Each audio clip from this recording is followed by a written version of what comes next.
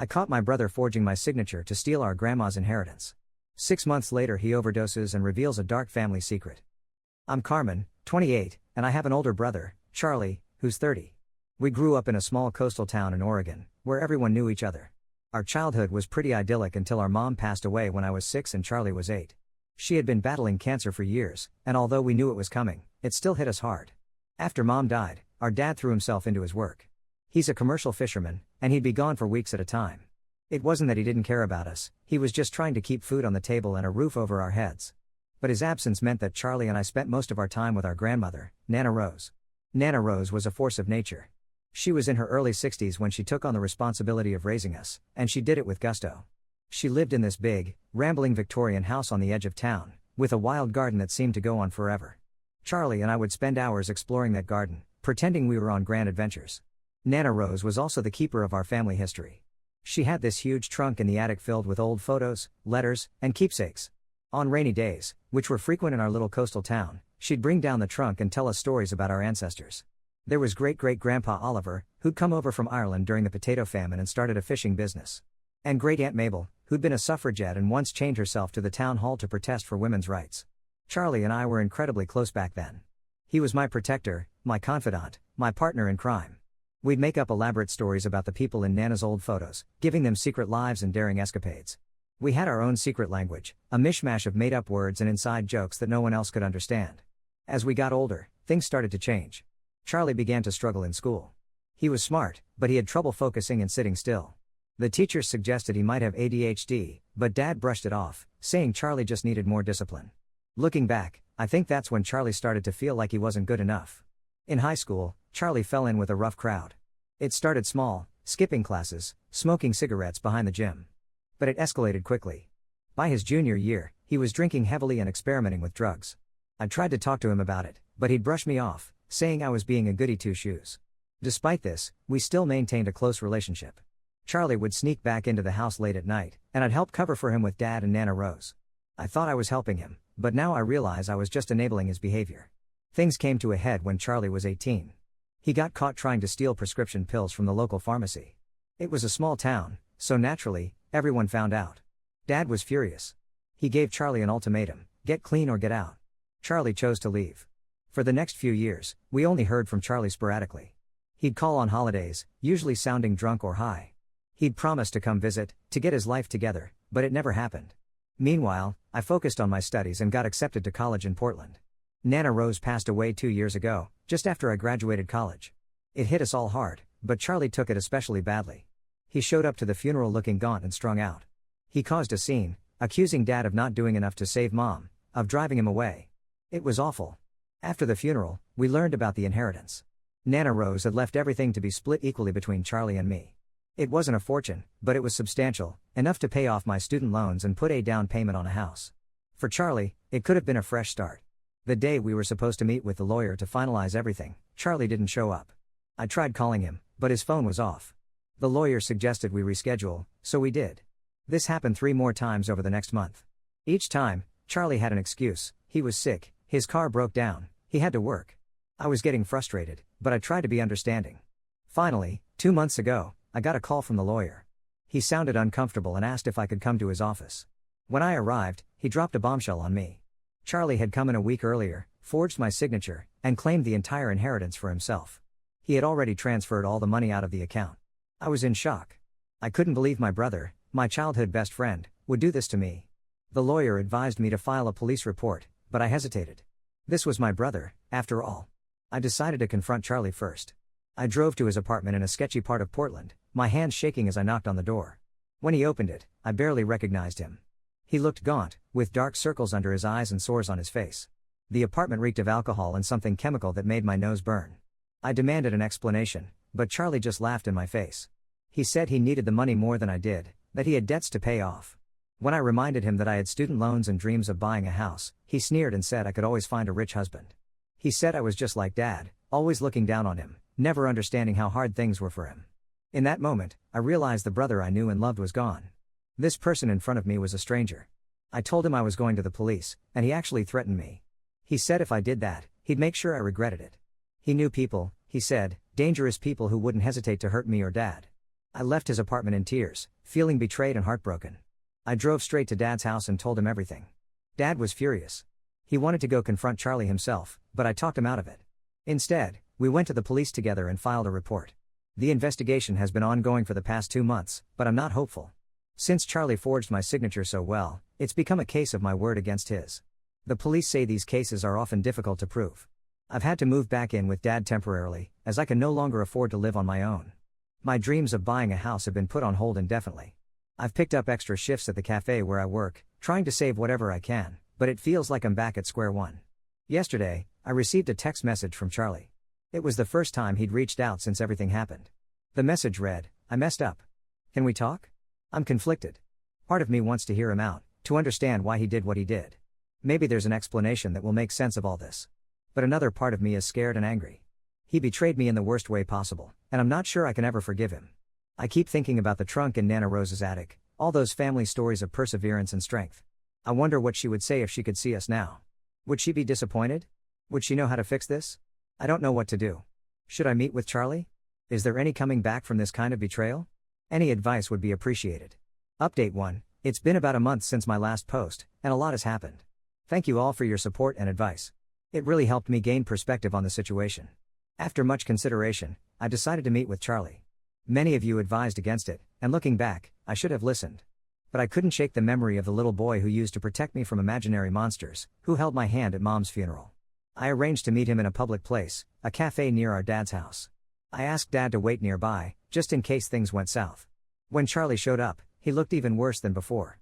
He'd lost more weight, and his hands were shaking as he sat down. For a moment, I felt a pang of sympathy, but then I remembered why we were there. Charlie started by apologizing profusely. He said he'd hit rock bottom Charlie and realized what a terrible mistake he'd made. He claimed he'd been in deep with some dangerous people and needed the money to pay them off. When I asked why he didn't just ask for help, he said he was too ashamed and thought he could fix it on his own. As he talked, I couldn't help but think about the last time I'd seen him before all this happened. It was at Nana Rose's funeral. He'd shown up late, reeking of alcohol, and picked a fight with Dad in the middle of the service. I'd been so embarrassed, so angry. But later, I found him sitting alone in Nana's garden, crying like a little boy. He'd looked up at me and said, "I don't know how to be good anymore, Carmen." I should have reached out then, should have tried harder to help him. But as I listened to his story at the cafe, something felt off. His eyes kept darting around, and he seemed more nervous than remorseful. When I pressed him for details about these dangerous people, his story started to fall apart. He couldn't keep his lies straight. Finally, I'd had enough. I told him I knew he was lying and demanded the truth. That's when things took a turn. Charlie's demeanor changed completely. He dropped the act and sneered at me, saying I was naive and stupid for believing him. He said he'd spent all the money on drugs and gambling, and he'd do it again if he had the chance. I was stunned. This person in front of me was truly not the brother I grew up with. As I got up to leave, Charlie grabbed my arm and hissed that if I didn't drop the police investigation, he'd make sure I regretted it. That's when Dad, who had been watching from nearby, intervened. He pulled Charlie off me and told him to leave before he called the police. As Charlie stormed off, I broke down in tears. Dad hugged me and told me he was proud of me for standing my ground. We went home, and I felt a strange mix of sadness and relief. Sad because I'd lost my brother, but relieved because I finally had clarity about the situation.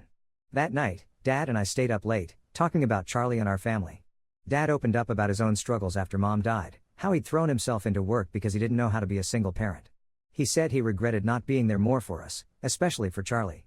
He wondered aloud if things would have been different if he'd gotten Charlie help when the teachers first suggested he might have ADHD. The next day, I went to the police station and gave them a full account of what had happened at the cafe, including Charlie's threats. They took it seriously and said they'd be increasing their efforts on the case. In the weeks since then, I've been focusing on moving forward with my life.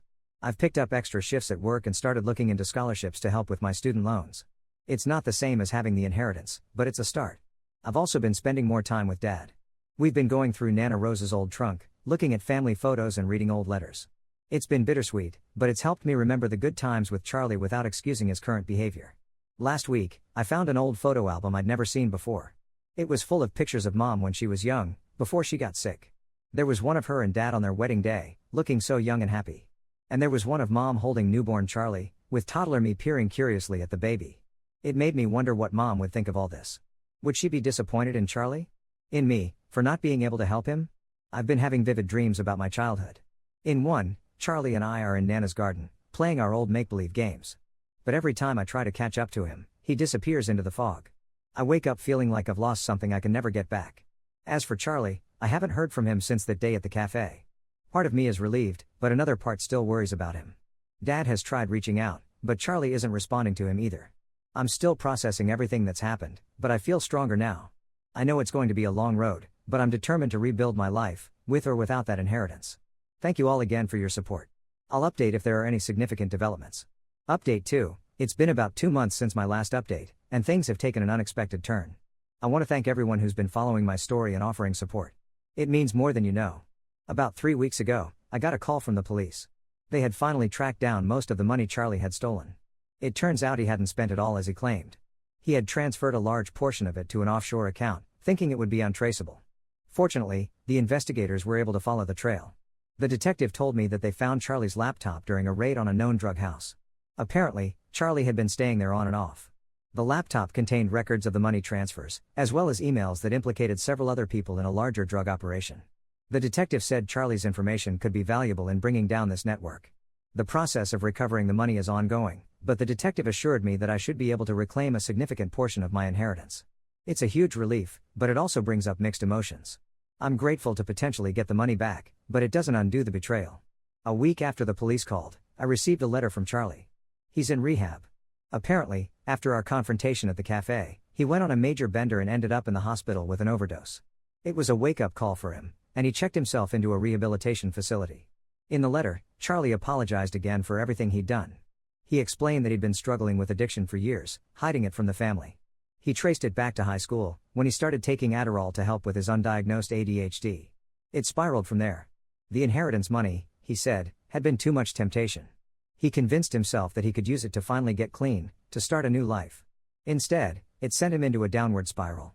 He got involved with some dangerous people, thinking he could outsmart them. But he quickly found himself in over his head. He said he understands if I never want to speak to him again, but he hoped that someday I might be able to forgive him. He's working through the 12 steps and wants to make amends, starting with paying back every cent he stole. I didn't respond to the letter right away. I needed time to process everything. Part of me wants to believe him, to have my brother back. But another part remembers his lies at the cafe and wonders if this is just another manipulation. I discussed it with Dad, and he suggested we visit Charlie at the rehab facility. After much deliberation, I agreed. We went last weekend, and it was intense. Charlie looked better physically, but emotionally he was raw. He broke down crying when he saw us, apologizing over and over. We had a long, difficult conversation. Charlie admitted to everything, the addiction, the theft, the lies. He said he hit rock bottom Charlie after our confrontation and realized he needed help. He's been clean for 30 days now and is committed to his recovery.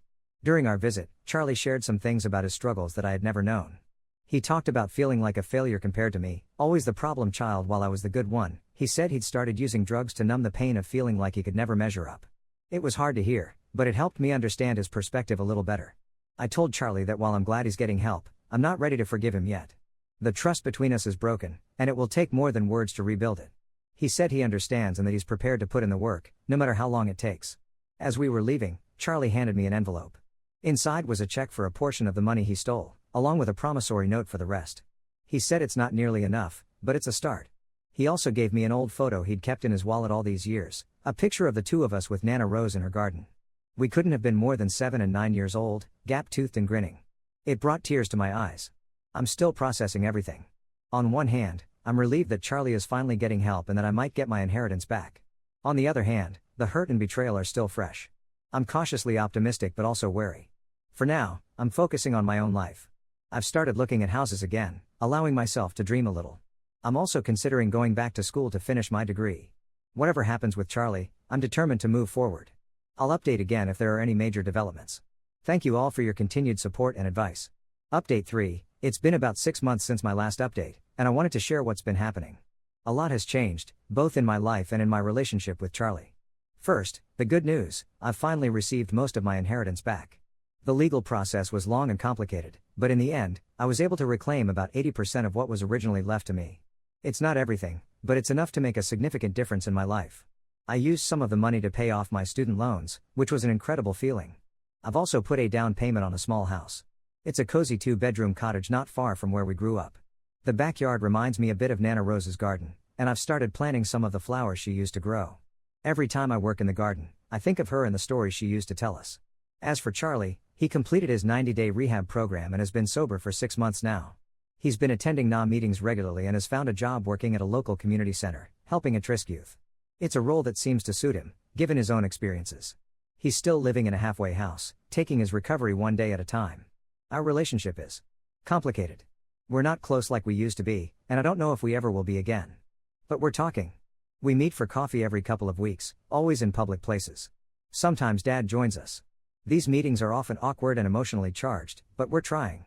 During one of our coffee meetings, Charlie shared more about his struggles with addiction.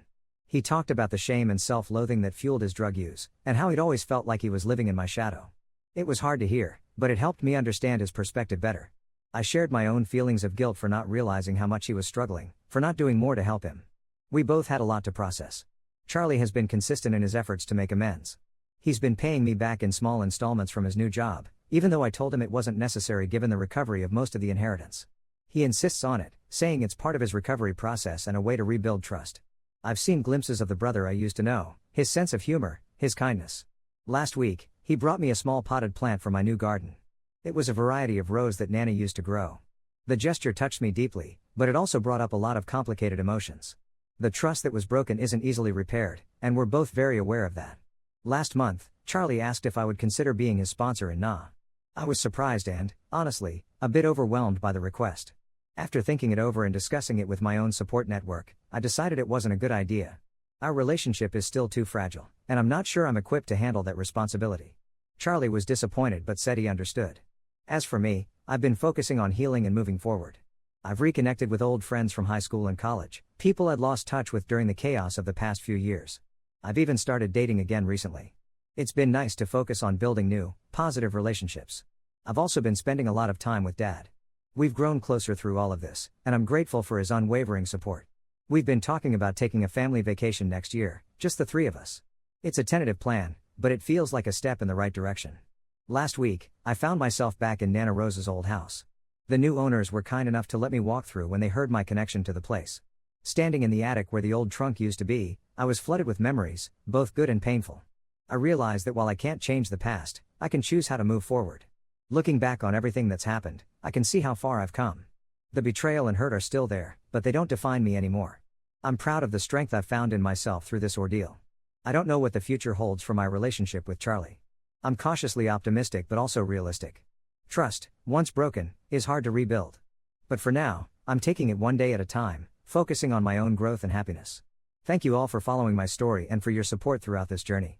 Your advice and encouragement have been invaluable. I may not update again unless something significant happens, but know that I'm doing well and moving forward with my life.